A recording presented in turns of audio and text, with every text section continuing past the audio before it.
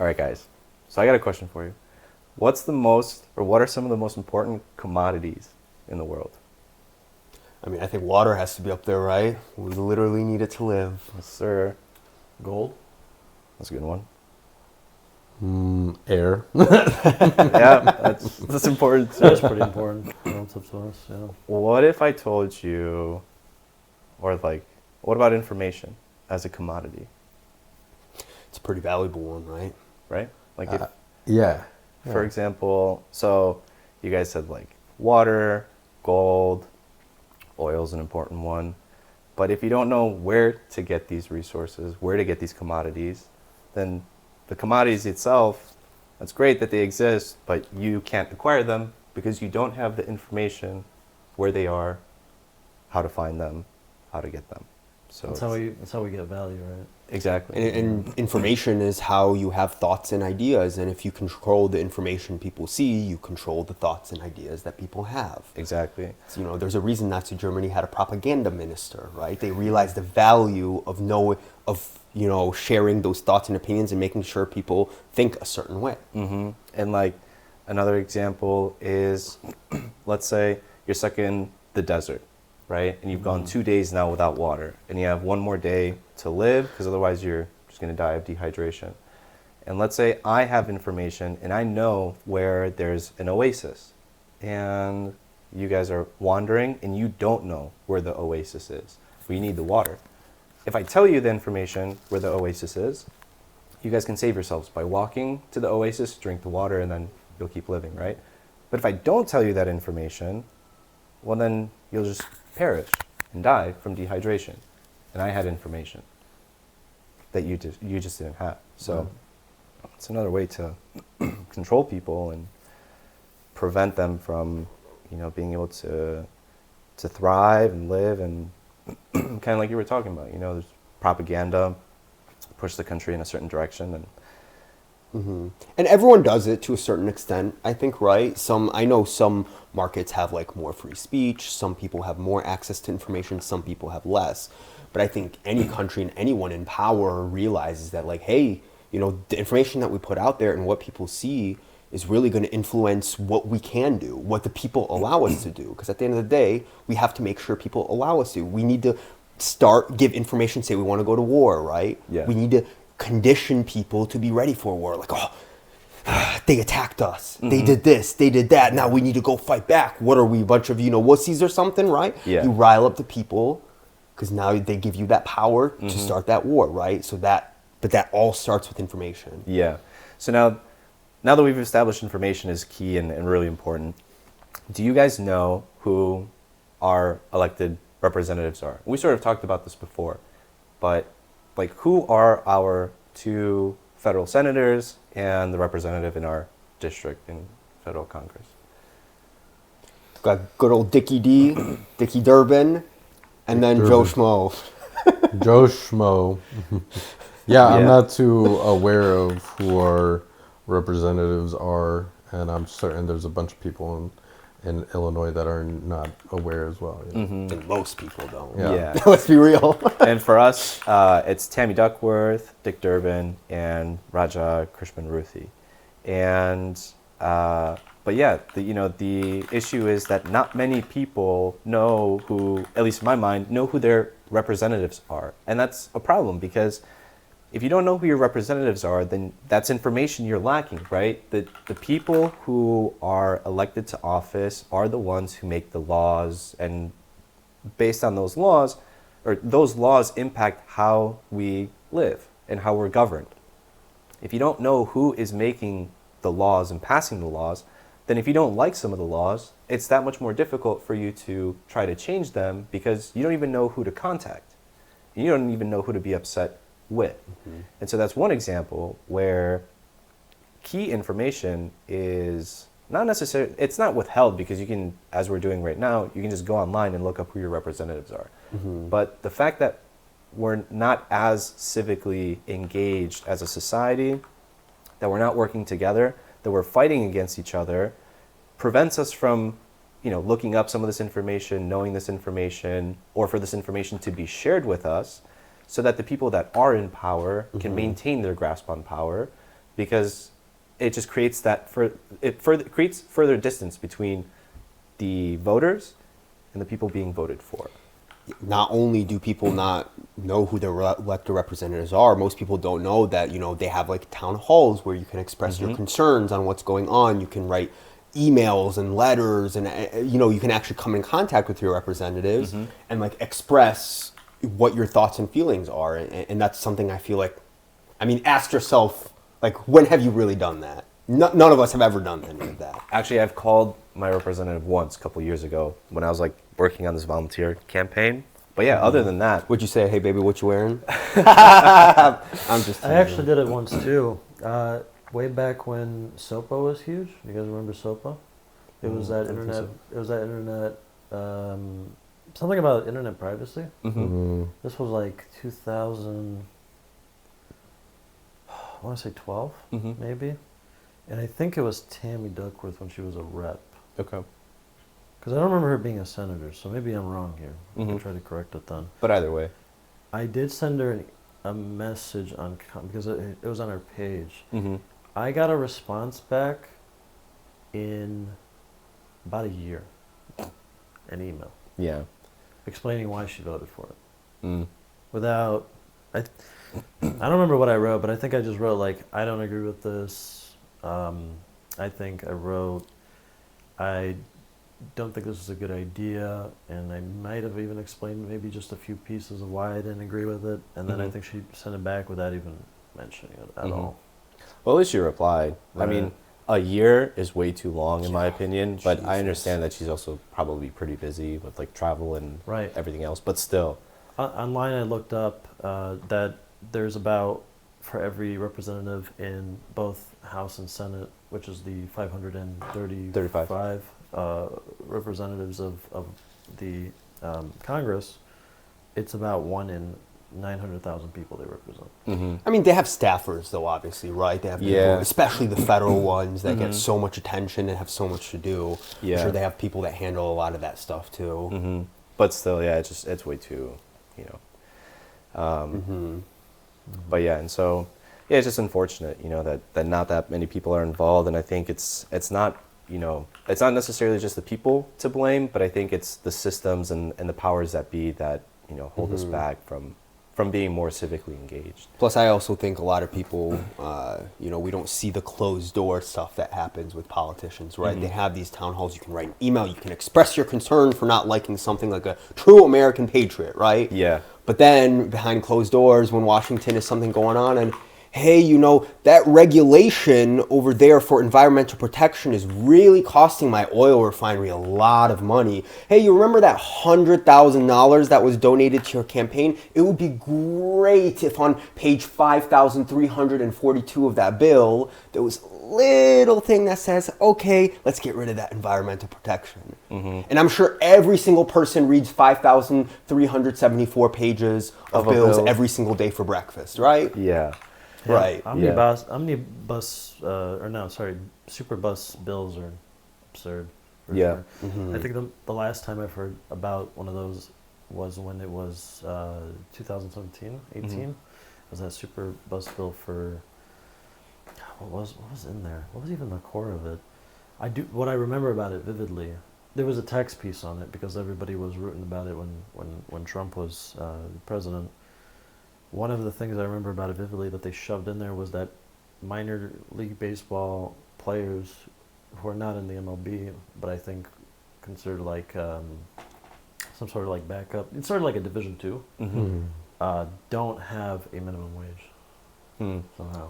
That's crazy. Yeah, just one of like things that was like an 800-page bill. Yeah. I remember Rand Paul being on it, talking about how this was insane. And There's a lot of situations like that with servers and all Yeah. that stuff too, right? And see, they like slide things in there and limit the information, or like maybe not openly share everything that's in a bill. And again, the purpose is to hide information or withhold certain information and then by doing that, the people don't fully know and understand what might be in a bill, how it's going to impact them.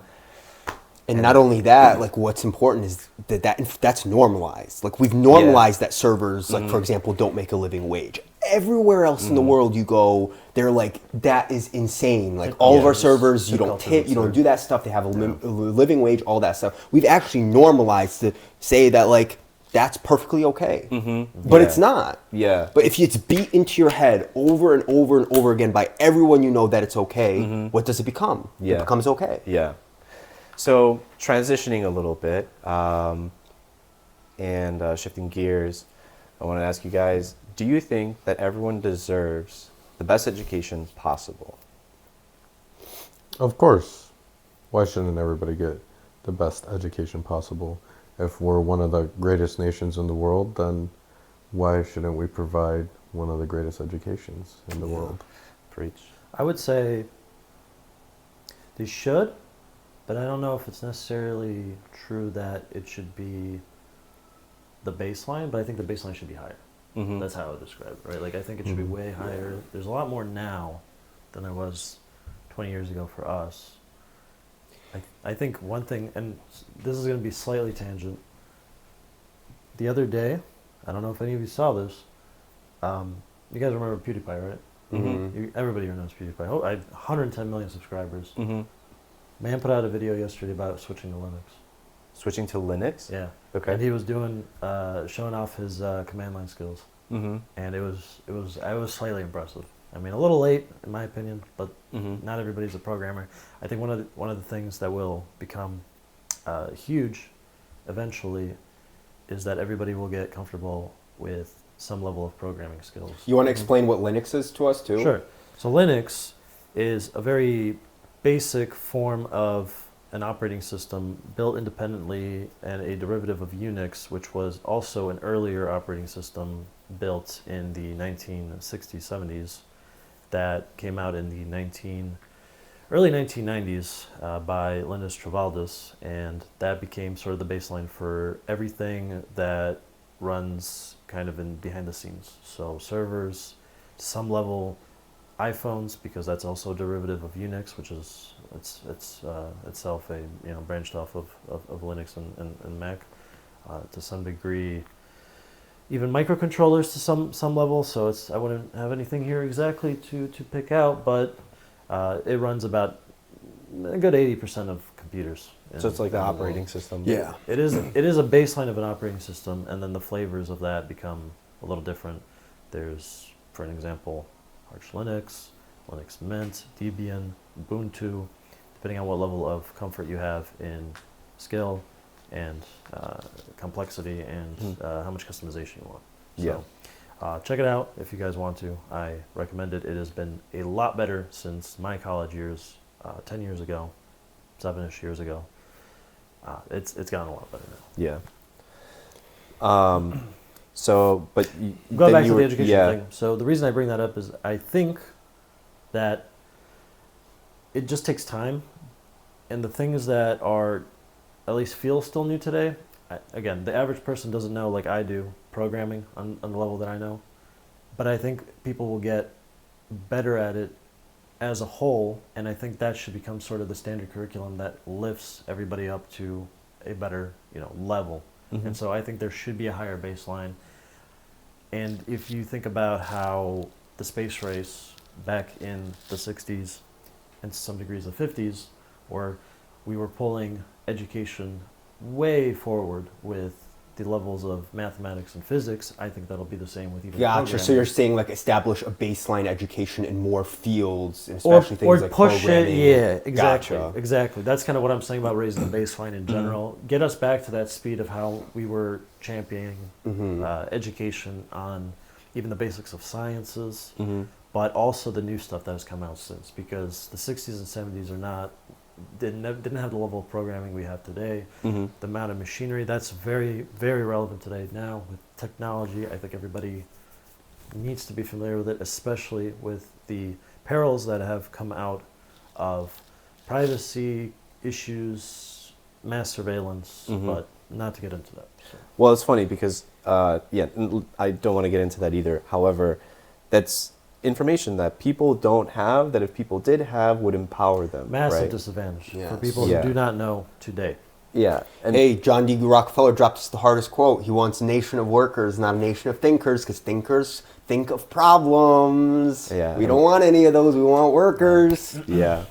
But yeah, I think, my argument is that everyone does deserve the best education possible, because otherwise, if you say that no, not everyone deserves it, well, then you have to ask who does deserve a good education and who doesn't deserve a good education, right? Like, does a garbage collector or a janitor, like, do they not deserve the best education? Do their kids not deserve the best education? Society sees it as like a low job, but if all of a sudden we stop having garbage collection services, well, it's going to be pretty bad for society, because then garbage is just going to pile up and people won't know what to do with it.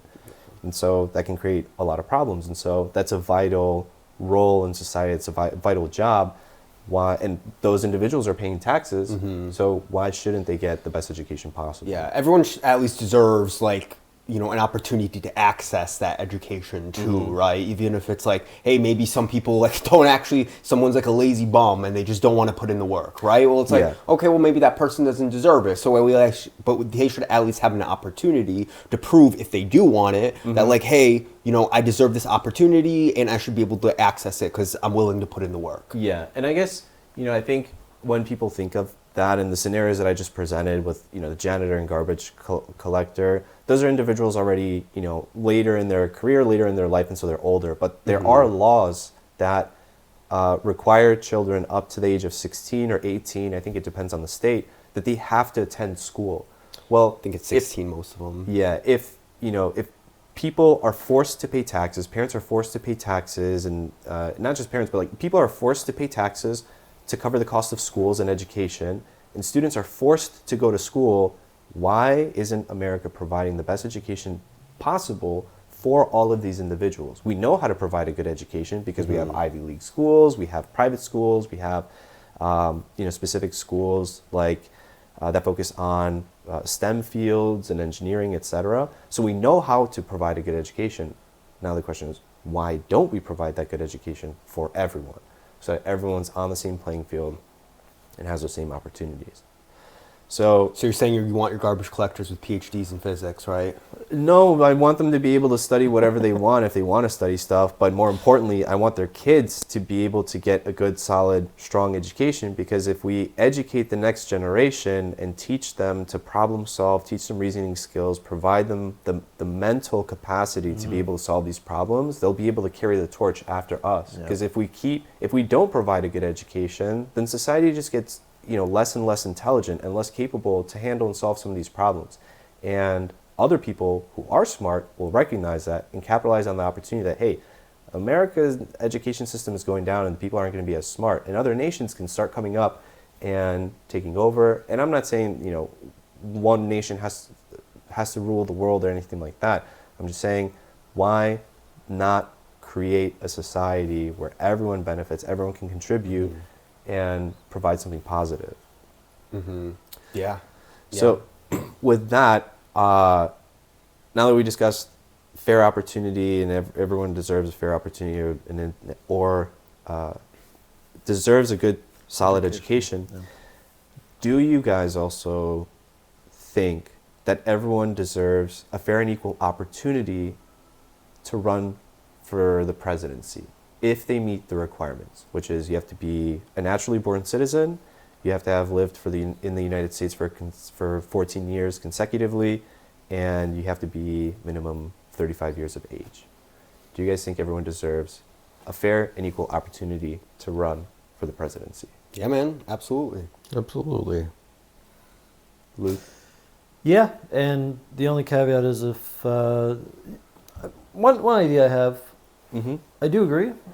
One idea, I wonder what would it be like if we just pick somebody at random. Just kind of a random thought I had, because That would be interesting. I think it would be because that provides more variety, right? Mhm. We always think of politics with politic-focused profession, Mm-hmm. and then everything comes kind of second to that. Mm-hmm. You have, we mentioned earlier, a whole staff behind a congressperson or a congressman or woman. or the president for sure. Yeah, I mean, cabinet and it's a advisors. hierarchy structure.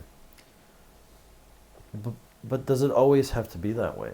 I feel like it shouldn't, and that the occasional scientist, the occasional, I don't know, anthropologist, or the occasional Park Rich. ranger, Jesus, I don't know. yeah, just anybody with it's an some interesting different concept for sure. perspective, a different perspective. Right. Then like a career politician or Yeah, somebody. Because that brings in that like whole argument whether, hey, do you want someone who's like always like a politician that knows what they're doing? And there are benefits to having someone like that. But like, hey, there's also benefits to having someone who's not in the whole swamp of that area, Yeah. right? Because The they whole bring in BS, fresh and outside perspective, something Exactly. people might have not thought of, right? So Yeah. I think there's definitely pros and cons to both. It is only 4 years after all, so it's not like Yeah. it shouldn't be that their whole lives is staked on that 4 years of Yeah. making some. And even then, we still say, hey, the 4 years, I want to do this. You're not going to see the ripple effects until later, because and then that person's out the door anyway. Yeah. Yeah. I think that for some people, this might be kind of a hard pill to swallow. Like how people might be like, well, no, not everyone deserves to be president. Not everyone's like cut out to be president. Not everyone's smart enough. Not everyone, is a good enough leader. And I'm not saying that everyone should be president. I'm just saying and arguing for the opportunity to run for presidency. Right? Not everybody wants to, Yeah, not everyone wants to run but for it should be president. available. Yeah, exactly. And not everyone that does run for president should become president. But I guess Should have the opportunity for sure. what I'm getting at is just because you have the opportunity doesn't mean you have the guarantee that you will become president. And it also doesn't mean that just because everyone deserves the opportunity to run doesn't mean we no longer have elections, right? Everyone should have the opportunity to run because it opens up the pool, and then it can truly be a government of the people, by the people, for the people. Because if you only limit and say that only a handful of individuals deserve to run or have the opportunity to run, well then that's not a government of the people, because it's only a government of a portion or a section of people. What about the rest of the people, right? Everyone needs to have an equal opportunity in order for it to be a true government of the people, in my mind. Not a government by the Benjamins, for the Benjamins, and Of the Benjamins. Of the Benjamins. Yeah. Especially when it comes to publicly funded. Yeah, because I mean, let's be real. Like we're talking about all of this, and what's the biggest barrier to most people running for president? It's- Moolah, baby. Yeah. It's Money. always the moolah. Public funding would go massively. I like Japan's system, for example, where it's the same slotted amount of time, campaigning. Also, elections on Sundays, that makes sense. It's most free. I mean, oh my God. Or just like not even one day election, just like, Give it like a week. It's like yeah. all these like all these little guardrails that we put up here. Besides, It's crazy. besides advertising, I'm sure all of you mentally filter it out, regardless, right? Oh. Especially on the Like political campaigns? Yeah, Yeah. and even on the advertising. It's really the advertising for me. That's the only time I'm ever truly exposed to. Have you guys seen that clip from Black Mirror where it was like something implanted in someone's brain, and then advertisements you'd like, if you're talking with like your partner and there's something going on, he was having like erectile dysfunction, the wife would like wake up and give like an advertisement for like some kind of Viagra or something. Really? Yeah, that That's- like part of the company, what they did is I think it was like fix some kind of neurological virus or something that you had, but that came at the side effect that like, hey, you're gonna like randomly go onto autopilot and say some kind of advertisement, and then you're gonna go like black out, and then Fuck that. partner's gonna be like, what the hell was that? And you're like, what? Because you don't remember it. Yeah. Damn, Huh. that's crazy. I know that's a little caveat, but it's hey, Yeah. you know, with the level of advertising that's going on now, like Yeah. people are getting pretty creative on how to grab people's attention. So Yeah, definitely. So I guess this transitions to the next point, which is it's more of like a broader conversation that we were all having, and I was talking, Adam, with you about this specifically. And so we say that, like, okay, we've established that everyone deserves the best education possible. Everyone deserves an equal and fair opportunity to run for the presidency. But we're not arguing that, and I want to clarify that we're not arguing that everyone deserves everything all the time. Because, and I like how you put it, that if there's like a certain IP or just information, IP being intellectual property, or information that is like readily available or whatever, if you are willing to give your money to something, if you're willing to pay for something, then that IP should be protected, right? And I'm thinking businesses. If a manufacturer produces a soft drink, well, not everyone deserves to have that soft drink because you didn't pay for it, right? Or like, let's say ice cream or whatever the case may be. You need to pay for something in order to receive it. There's funny you mention that. There's a free as in free beer kind of a way, where you can get the beer, or somebody gives you the beer, but you don't necessarily know how to make the said beer. Mm-hmm. It's a software principle. I should look it up, but just something to Yeah. mention. So let me Yeah. keep going. While you're looking that up. But on the flip side, if someone or something is forcing you to pay them or like forcing to take your money, then that IP should be shared and available for everyone, right? And the main example of that is taxes. We have to pay taxes. If you don't pay taxes, you're going to end up in jail. So you have to pay taxes. Well, if you have no choice but to pay taxes, then you should know exactly what you are paying for. All that should be released and readily available. And then you should also have the power an opportunity to voice your opinions so that they're heard equally like anyone else's, regardless of your affluence, regardless of your income, your wealth, your connections, etc. Because someone is forcing you to pay them, you have the right and deserve to know what it's for. Yeah. Yeah, so just real quick, going back to the to the copyright kind of talk you were having. Yeah, so the free is the no monetary cost versus the restriction of the use of it. So it's gratis versus libre. So that's what it was about specifically. But so just slightly related to yours, and it's a very huge issue in the software computer programming world with content like that, with copyright and information use. So. And it's funny how I feel like a lot of people aren't more upset with like what happens with their tax dollars. I mean, you give half of all your money to the government. Yes, I do demand something in return. People might be like, "Oh, what do you want? A bunch of handouts? What do you?" Yes, because I give them half of my money. The day that stops, I will stop demanding handouts. I'm giving the government handouts, Yes. so like I want something. Right, I should be getting something out of this. I agree, and I think it's interesting that third places are sort of dying out in some capacity. What do you mean third places? Third places here means non-commercial, informal gathering places. We're talking parks. We're talking. Oh, just like places you can chill and hang out without having to purchase or buy something. Yeah, there's nothing with money to be involved, or at least the idea, or at least the places that exist aren't being utilized so heavily. Yeah. First of all, you have to get in a car that's bought and paid for with gas that's bought and paid for to even get anywhere that's free. Yeah. Or some form of transportation. Yeah, right? exactly. Right. And just getting into the public funding idea, it just immediately makes me think of public transportation. Yeah. And that being to some level free. And why those programs aren't funded more, and why people aren't more upset that those programs aren't funded. For Which ones? Or how, for like public transportation and all these different things that I feel like are important. It's just every time I hear it, it's just more on military, more overseas, more on this, and it's like not actually helping. The information we get is not. Yeah. Right, to be fair, we've all been to Chicago. I think it's fair to say we've been on public transportation before. I wish people here would hold each other to a higher standard. I think for sure. Yeah. There is a sense of freedom, and everybody loves to pout that. But But there's still some level of like you need to have a polite society. we need to demand more from our government. Just like a lot of countries, like Right. no, go to Europe, go to Asia. There's like a lot of people who demand a lot more from their governments, and I know some of them are totalitarian, authoritarian, and your voice isn't heard. But we're talking specifically the ones that are heard. Yeah. Government Right. and people, I would say too, because of the education aspect that we were talking about earlier.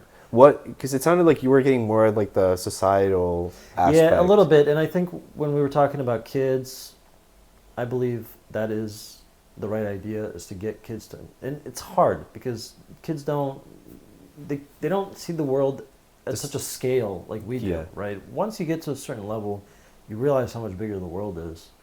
they don't see that grandiose, and it's hard for, I don't know, teachers, parents, to some degree, to show them because they've already seen it, and to them they're already over it.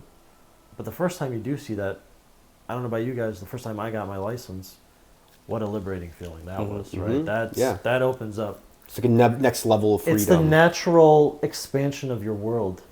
Because now you can literally go anywhere you want. That provides you a new perspective. To provide that to kids, to see that level, is hard.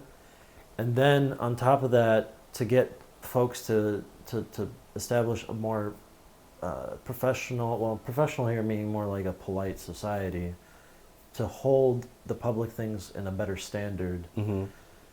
Oh, you Better mean to to like each not other. trash public transit and That like, be more respectful? To definitely keep things a little more clean for sure. That's definitely a big emphasis. I would just say a different mindset from people, Oh, for sure. right? And I'm hoping that the education aspect provides that to make those better decisions, to stop. We were talking before we even recorded.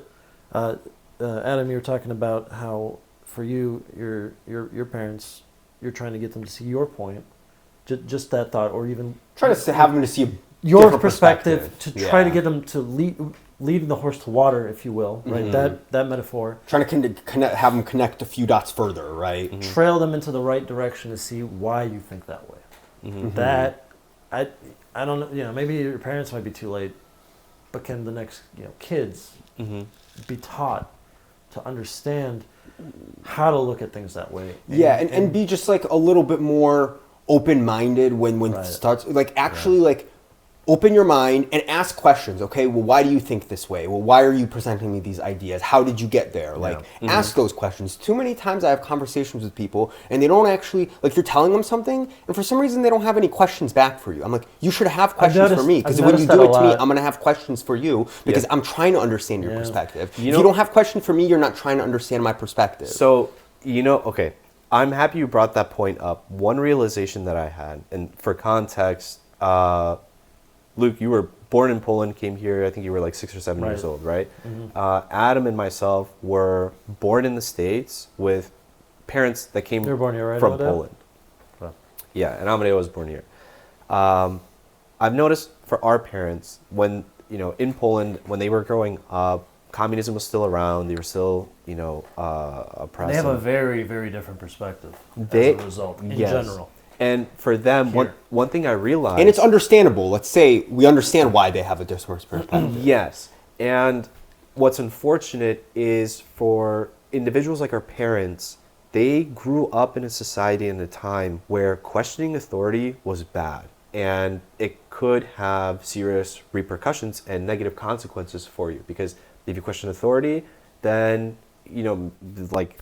They throw you in a van and you Not- disappear. yeah, you would Not to just- say Like, let's America be was real. any better, just not on the extremity of Right. Like, oppression. you could Just- get- it's a different level of oppression. So, Like- but keep going. yeah, back then in communism, if you stood up to authority or whatever, then you could get arrested. You could be subjected to other like. And this was actual fear because, side story, before my parents left Poland, my mom was actually by some secret police taken into a van, thrown in, and like they had a bunch of questions because they found out she's going to America.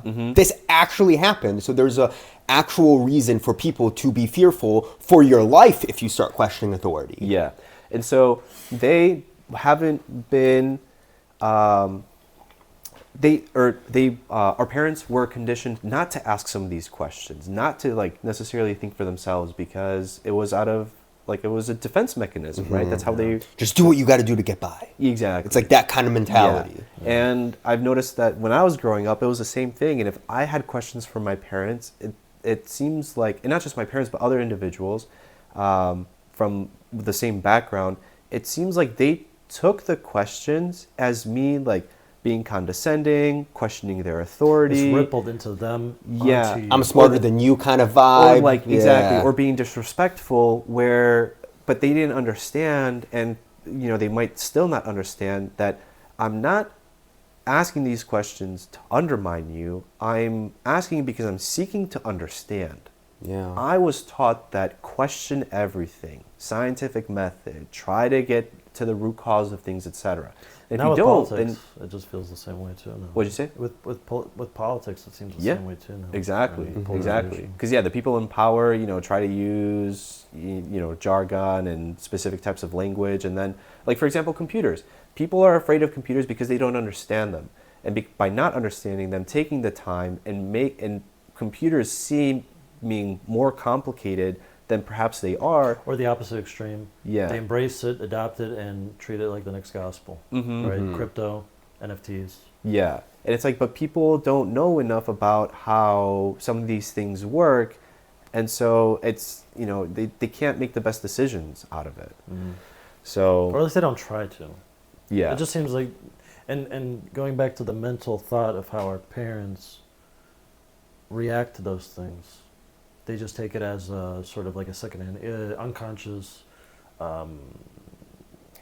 I want to say unconscious. It's like an unconscious insult for some reason. That's sometimes how it feels. Like it's their intuition. Sorry, that's what I'm trying to get at. It's like it's their natural intuition to just respond to. It's like a reflex. Yeah. Like they don't even secondhand nature. Yeah. That's what Yeah. That's how I'm We're- seeing it. And I see that same way with the politics. Yeah. And really quick side note, we can kind of get back to the main topics, but because that's how it ties into politics. People have that same mentality Yeah. where it's like, oh, you're questioning something I believe, I need to It's start a threat. attacking. It's a threat, yeah. It's And like, why? I know, dude, I'm happy you brought that up because that's something that I've recently started noticing, that whenever there's like, at least in my family, a conversation about, when I say in my family, I'm thinking like, we have the entire family over for like a family dinner on a Sunday, whatever. And if we get on the topic of politics, it almost seems like the individuals engaged in the conversation are trying to one up each other and like their intellectual prowess Or or be their right, knowledge. and But it's like, everyone's wrong. yeah, it's like, but wait a minute, guys, hold on. We shouldn't Yeah. be trying to like prove a point to each other when it comes to politics, because this shouldn't be a big dick A death swinging match. contest. They're treating it like a fictitious, just like Contest game and- contest and yeah. show of like intelligence. But it shouldn't be that. Like we are all like, we're all equal. We're all the same. We're voters and citizens of this country, and we shouldn't be trying to one up each other with, oh, I have more knowledge or I think I'm more right. No, let's share information about what's going on in politics. Let's share information about how these policies are going to impact us. And then instead of fighting each other and saying like, oh, well, my policy is better, let's figure out compromises. Let's say, oh, hey, you know what? I didn't realize that, I never thought from that perspective. Like if regarding a specific policy, right? Let's say I'm talking to someone and they're like, oh, well, have you considered this, or that policy is not going to work for these reasons. Well, me, instead of saying you're wrong or trying to prove you correct with facts, say, hey, you know what? Thank you for sharing that perspective with me because I didn't see it from that point of view. You're right. Like that this part of the policy I want to propose might be wrong. How can we fix it and correct it so that it Yeah. actually does the beneficial thing? And then that's how you move forward. And you instead can of, like, disagree bickering and too, going back right? and forth. Like, but you have to do that respectfully. You Yes. can't just like start insulting someone because you disagree with them and you think that's stupid because I think I'm right and you don't think the same way, therefore you're stupid. You can't Yes. you can't make that sort of connection. You have to be You can't a little start more attacking open-minded with character. these things, Yeah. right? And- And that goes for both sides because it doesn't matter where you fall in the political spectrum. Yeah. All across the political spectrum, there are people like that, and one side isn't necessarily better than the other. This is just a call on everyone. They in all general. have different like ways of life that they want to have, and we need to come together and have that compromise. Yeah. Luckily, it doesn't seem like we're the only ones who see it that way. And we have an article up, and hopefully the folks will Yeah. see it on the Political on the website. polarization in the United Political States. polarization, where we are seeing as high as, and this one is kind of misleading because you got to look really closely. 95% of Republicans find the opposite side unfavorable, with 62 very unfavorable, versus Democrats about just as high, a little just slightly less, 94 maybe 93, to 54% being. Yeah, very so when you unfavorable. really look at it over the span of 20 years, it's tripled. That is huge. So you guys are not alone on this. It's not just us or yourself. It seems to be yeah. Yeah. a bigger, wider scale That- on yeah, a we're- national level. Yeah, that over the course of 30 years, yeah, it's We've tripled the amount of partisan politics. And Yeah. and I feel like the reason to segue into the next one, unless you want to add something, though, no. to segue into the next, do people feel dissatisfied? Do they think the government is unfair? Right. Oh, I think almost everyone feels that. Yeah. I don't want to speak for everyone, but like, you know, I think we put two everyone- and two With together, 90 right? plus percent seeing the opposite as so unfavorable, it's I want to agree. Yes, what is it? But not only that, Can we put can you our finger scroll on down a little bit more? Because I think there's another one when it came to like the marriage. See, right there. Yeah. In 1960, 4% of Republicans and 4% of Democrats said that they would be displeased if their son or daughter married someone of the opposite party. Today, it's right around 40%. We went 45 from to 30, 4 to 45, 40% within a span of a couple of decades. And now, like, and it shows Almost you 60 that, like, years, yeah. that political partisanship actually starts messing with your family and your family dynamics. Yeah, and it's funny you mentioned that on dating apps now. Like when I'm on dating Yeah. apps, I see that people post like that they explicitly say, not looking for, if you're a liberal, then like Yeah. swipe right, or I've like noticed that too. if Emmerdale view? if you're a Been on- conservative, on- swipe right, and so people I saw that a post- lot on Bumble. It's People crazy. post on their profiles. Yeah. Yeah. But you know what the irony of all, Yeah, you're you know what the engaged. irony of all of that is? No, most people aren't necessarily all the way one way or all the way other way. They're right down the middle, but they're forcing you to box you into a certain category. Yeah. Where you're like, well, what if I'm in the middle? I don't. It seems like it's Where do I smaller fall? points, right? Let's ask truly. So to go around, what do we think is the reason we think the government is unfair? What is it like what do you guys think is the crux of the issue? Money and private interests. I would say private Amadeo? interest. Amadeo. Money. I think wealth disparity for sure. I think that really comes to the forefront. Mm-hmm. Is that the cliched, money is the root of all evil aspect, and that just ties into everything else. We were talking about the information aspect, the Mhm. education aspect. That all is perpetuated by the cash flow. Yeah. That And- only goes into things that are more favorable. Money and loopholes. The loopholes cannot be Yeah. underestimated too. And- corruption. I'm happy you bring that up because something that I've been thinking about recently in my work is when we have calls, like I work in public sector consulting, and sometimes we'll have like an internal team call and we discuss, just really quickly, we'll touch on the topic of like how many hours we've spent on this quarter, like how many hours we billed this quarter, how much money we're gonna make. And I'm like, yeah, I mean, that's great and all, and like, I do want to make good money. I want to be successful, Be able etc. to afford everything and be But able to do the things. reason Yeah. I went into this line of work isn't, my biggest concern isn't how much hours we're billing, how much money we're making. It's how much good we're doing, right? Mm-hmm. Because that's why I went into public sector consulting. I want to help governments and agencies, departments. I want to help the public sector be better so that it can serve the residents, citizens of this country better, so that we can get more return on our investment through of tax dollars. But I think as a society, global society, everyone focuses too much on money. That's like the metric that defines everything. Another way I would look at it with what you're saying is you want the happiness and the accomplishment to reflect and then provide that result Mm-hmm. for your happiness. Mhm. It's not that you want to focus on the result to being the best it can be. It's whatever you provide, you get out as Mhm. just as much as you put in. Yeah. And I guess like while I think we all understand money is important and you can do so many good things with money, but when you just base your society, but it's funny because like it's sort of based around money, but go to any 95-year-old billionaire and ask them if they'd trade all their money away to be 25 years old again. Every single one of them would say yes. Probably. And what conclusion does that lead us to? That like while we all just focus on this and that's the most important priority, at the end of the day, the time that you spend and the laughs that you share with your friends or your family and Exactly. raising like your kids and spending time with them, seeing their first words, like those are the things that we truly value. Yeah. And And they matter and it's more, funny yeah. how it's sort of our psychology has been sort of hijacked with this glorification of all these, physical, all these assets that we're supposed to want to acquire. Yeah. But at the end of the day, any asset you get really is just leased. You're not buying it. You're owning it you're leasing it for a few years and then you die in a hole.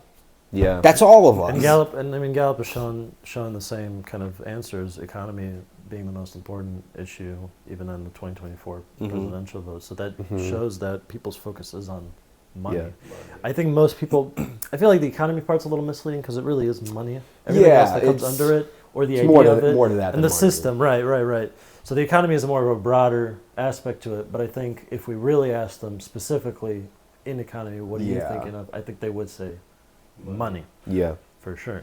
Yeah. And I don't think a lot of people have a problem with that or going to work, exchanging their time for money because that's perfectly understandable. The problem is like there's not a fair exchange anymore. Up to Is 9 you're in you're 10 you're voters. producing $50 an hour worth of labor and someone's trying to pay you 12 for it, right? Yeah. That's the problem. It should be closer to 30. Then we live in like a more fair, equal society. Yeah. And the person who's providing you the job still makes their good margins, and the worker is very happy and satisfied and provide time for their family and live. Both can live quality lives. It's just when you start swinging the pendulum too far one way or the other way, that's when you start having problems. And I think that is the shift that we're seeing in our economy, which is why you keep hearing about the income wealth inequality that's going on, and people don't necessarily understand how destructive that can be. 9 Yeah. in 10 voters. 9 in 10. Say either extremely important or very important. And is Can you read the entire? Sure. So the economy ranks as the most important 22 issues. Sorry, you don't have to read that entire thing, but the statistic, the specific one. It is only issue on which a majority of voters, so the 22 issues of the talk, economy came out to be 52% said that the candidate's position on it are an extremely important influence on their vote.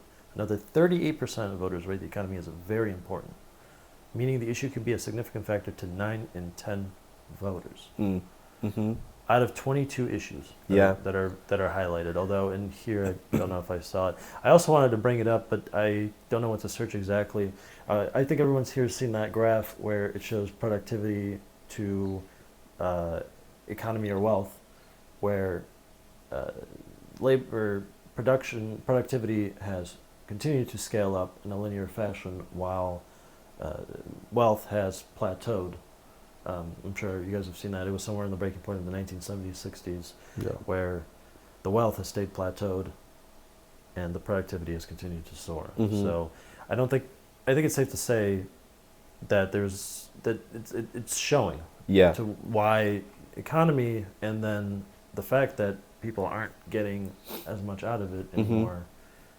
That's why they're seeing the 2022. Yeah. That's where the government has to step in and make 2024. sure that everyone is playing by the rules. Everyone is doing what they're supposed to do because that's their responsibility. But the problem is, if you put up enough money in front of a lot of these politicians, Yeah. they'll just bend over backwards. So for government you. does not feel fair. I think No. it's safe to say. Yeah, and that's like perfect because our part Mhm. is like, do you think the government is fair? I absolutely think that it is. And not. so it ties in, and I think the money to the info to education. What are we spending our tax money on? Mhm. It's starting. I feel like most people are going to start questioning it, or at least already are questioning it. They just don't know where Yeah. to go with it. Yeah, Yeah. there's no coalition because they always just you're boxed into one way or the other Yeah. way. There needs to be it comes back to that control of information. When you have a two-party system, kind of like we do, you need more options because you can too easily hijack a two-party system. If I am a farmer and I grow apples and oranges, and I come to you and I'm like, hey Lucas, do you want apples or oranges? Which one are you choosing? Oranges. Oranges, okay? What if on my farm I grow apples and oranges? It doesn't matter to me whether you choose apple or oranges because I profit either way. Well, what if you wanted a cantaloupe? Why don't you want cherries? All that stuff. Maybe you want something else, right? Yeah. You don't want to just But box I- yourself into apples or oranges. And that's why it's important. Same thing in our political process. It's Yeah. important to have other fruits, other fruits involved so you can actually make a choice, not just the More appearance of political choice, because this parties. was my problem with the two-party system. It boxes you one way or another way, and I don't like that happens. Yeah, absolutely. And so that sort of brings us to like the next question: does the government actually work for us? Because the two parties, I think, it's just two sides of the same coin, which is the control and the parties are what we see, but there's forces behind politics that influence politics significantly, and what I'm getting at is private interests, right? They fund these political campaigns, they support, they lobby, etc., and they get their own policies pushed Yeah. because They it's get their who's- way. Yeah, because who's got the biggest checkbook? And there's Yeah. statistics too. I don't know if you can pull it up, Luke, but I don't know exactly what to search. But there's statistics that show, and I have the study saved, so I'll throw it up on the screen of the video. But there's statistics that say the more wealth you have, or the more affluent you are, the more likely a policy that you support will get passed. And lower income individuals across the board will maybe want a certain policy passed, but it won't be passed because you don't have enough money or you're not affluent enough, which is super unfortunate and I think absolutely In general, wrong and right? detrimental. Even in general, that money has to be a factor to doing what's possibly the right thing to do, or the most important thing to do, a crucial thing to do. And without getting too deep into a specific law, I think copyright is a good example of that. That it's a much more favorable system towards corporations, or the insane case of the judiciary branch deciding that corporations are people, and now there's this strange behavior of how corporate entities are treated. And Or for s- Disney with Mickey Mouse. Like, Right. Let's be real. Like The that's abuse why of the copyright rights are yeah, extended is because exactly. they want Mickey Mouse, right? Right, 95 years. So for the folks who don't know, the initial copyright law was set to 7, and I think 14 for specific cases, and then for individual ownership, it was for their lifetime, and then Yeah. a certain amount of time after their It was passing. like life plus 7, then 14, then 25, and 35. Now and it's now like it's 90. at 95. 95, yeah. 95. So everything from, ooh, that was close, from 1930s is now public domain. And so what just came out recently was the rest of the Sherlock Holmes series. Fun fact. A couple of the classics. I can't remember them all specifically. I think Narnia is one of them now too. So, those folks 95 years ago. Yeah, they've come and even gone and- they're not even here, right? Yeah, exactly. A good chunk of them are not. Yeah. And that's a way that corporations influence government in order to feed their bottom lines and Yeah. line their pockets. And that's what happens. And people have to realize that, that's kind of why government is there, to service these corporations. I don't know if you guys realize this, and that's why I always say people always like have problems with me. I'm always saying like your vote doesn't matter in a way. Right, because least of it the way doesn't our system was hijacked.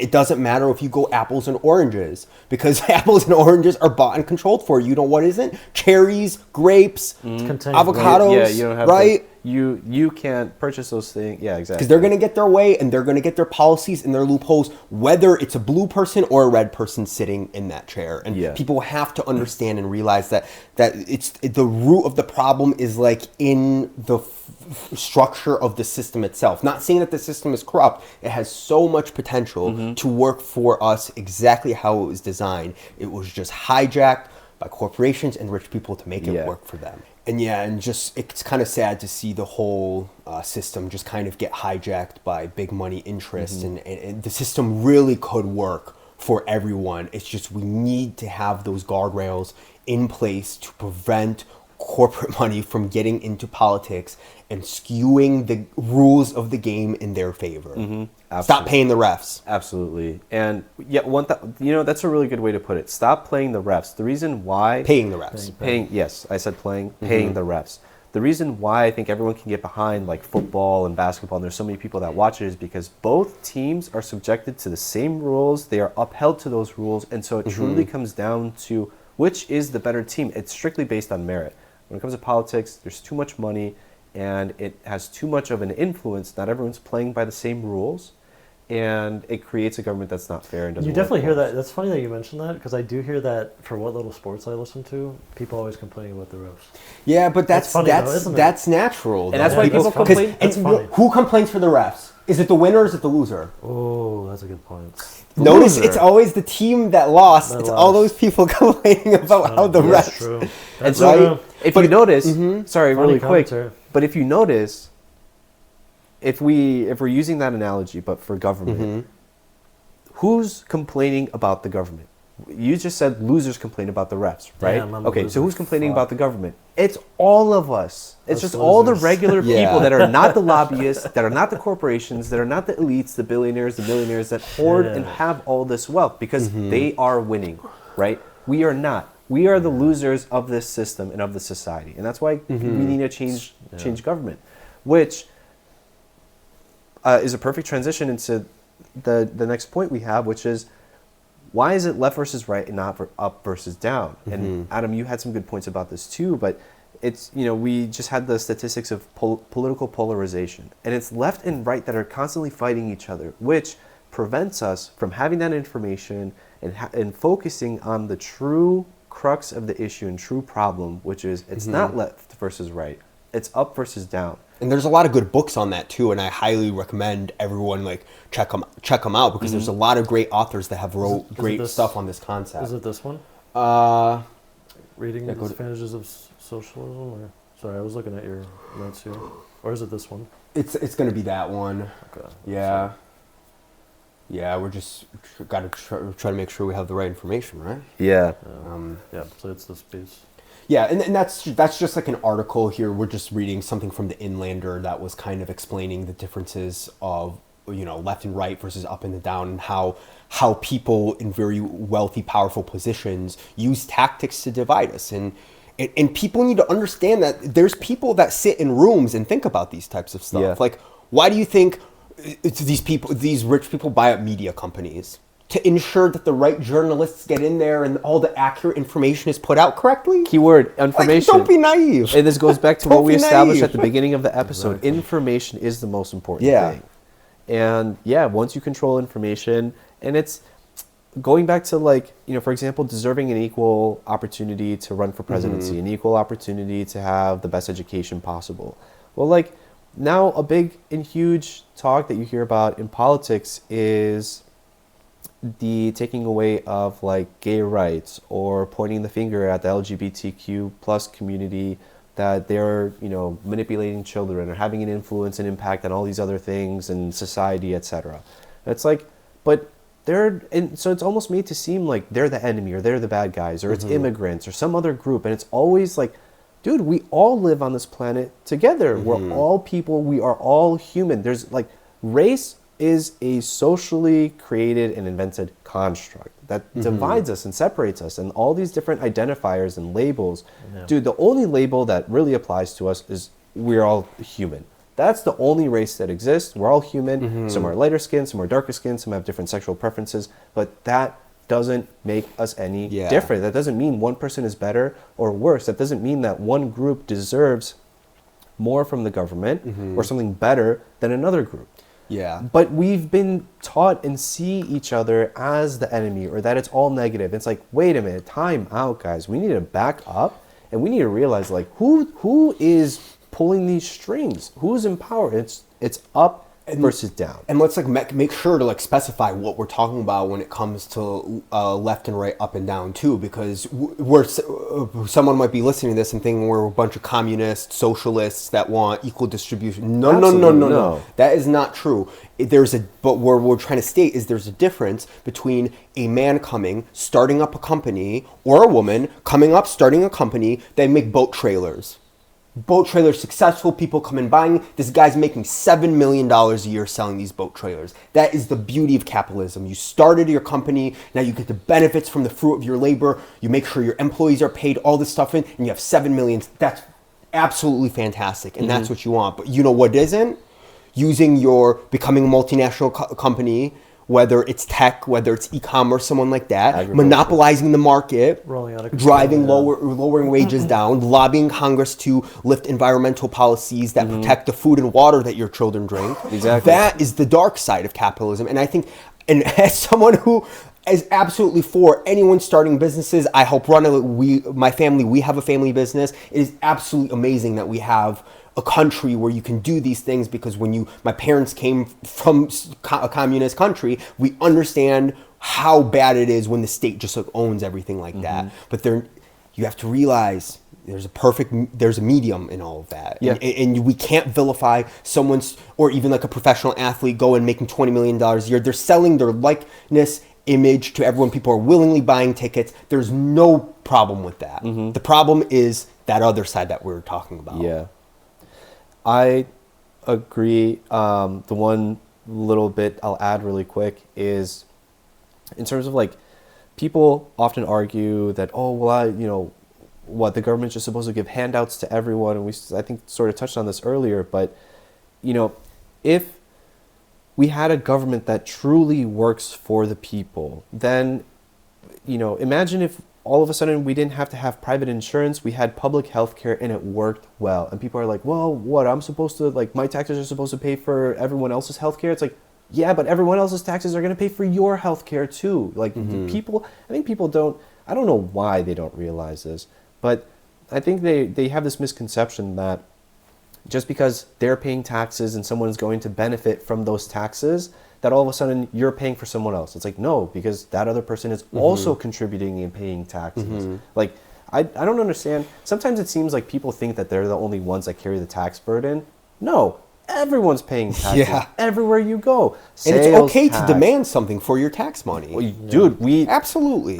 dude, it's not even okay. It's- You have the yeah. right, and you should. You have representation, yeah. honestly, you have the obligation to demand something. Yeah, for I was going gonna to say taxes. it's more like obligation. This at isn't a point. right. It's not a privilege. It is an obligation that you demand something for your taxes. You're being forced to pay them. What am I getting in return? So, I don't know if you were going to say something, Luke, but yeah, no. What so- are we here for? yeah, so this really brings us is to like, what's the whole point of what we're trying to do here? What's the whole point of Together? Which is to bring people together, because we're talking about this now, and like there's so many other people having these conversations, but we need to come together and realize that we are not each other's enemies, and that the government no longer works for us, it works for private interests. We need to Yeah. change that. We need to come together. That's why we're starting this coalition, this group, this movement, to bring both sides, conservatives and liberals, and realize that, guys, we need to work together for a common shared vision of the future. We need certain compromises. We need to be respectful of each other's ways of life and things that we want, recognize how it can positively and negatively impact us, and work to ensure that we have a society that works for the people, is Yeah. of the people. There are and by more the options. people. Yes. Yeah, there are more Absolutely. options. It's not just two. And like that's why I think we went with the whole name of Together, because that's kind of what we want it to symbolize, and we want people from opposite polar political thoughts and ideologies to actually be able to come together, sit down, and have a respectful conversation. But that's where it starts. It comes with like, okay, I respect you as a human being, and I am super ultra conservative and you're super liberal. Let's sit down and let's have a conversation. I'm not going to attack you for your ideas, and you're not going to attack me for ideas, but we should be able to sit down. Not like we live in this world where people are like, I don't even want to talk to that person. Yeah. Ooh, That's- hey, that's a little closed-minded, isn't it? You have to admit that's a little closed-minded. You're not is. unwilling to talk to someone because they have a different political opinion. We're No, hoping. no. And I think we're not hoping good. that the folks that do come to us also see, they provide that as well. It's not just on our end. It's a two-way street. It's got to come from both sides to make it happen. Yeah. Yeah. We're approaching you guys first. Mm-hmm. So we hope you come to us with the same mindset. Yeah. Bring your ideas in a respectful, neutral way. And Let's have talk about it. discourse. Let's have a discourse. Yeah, Yeah. absolutely. So, yeah, I mean, I think it covers it pretty well. We hope we can count on your support. Like, share, subscribe. Check out our website. Become part of the movement. Join the Talk with us. coalition. Talk Yeah, with us. let us know. What you guys are thinking. The viewers. We're clearly passionate about this, and we're starting this coalition. We've seen, at least myself, online, there's a lot of people that have been talking about the same things, and it's great that there's a lot of emotions out there. A lot of people want to do something. We're just trying to get us organized. We're trying to bring everyone together so that we can have a game plan in action, and then try to implement these changes in government, because protests are great, but if you're only going off of emotion and there's no actionable items, then it's difficult to achieve much. And so that's why we're counting on your support, so that we can build up a big enough coalition to have an impact that actually changes the game. And that's what we're actually here for, because too many of us just sit here and talk about these issues without anyone, I'm sorry, doing shit about it. Like, I'm sorry. Like, we all sit here and complain, oh, this person sucks, or I don't like this person, or oh, yeah, this sucks, this happens. And then what? Then what do Yeah, you do? And that's exactly. it. And that's where the buck ends. And so what we hope this organization is, if you have those thoughts and feelings about something, hopefully this is something that can give you a voice for that. That, I think, is our true goal here. Absolutely.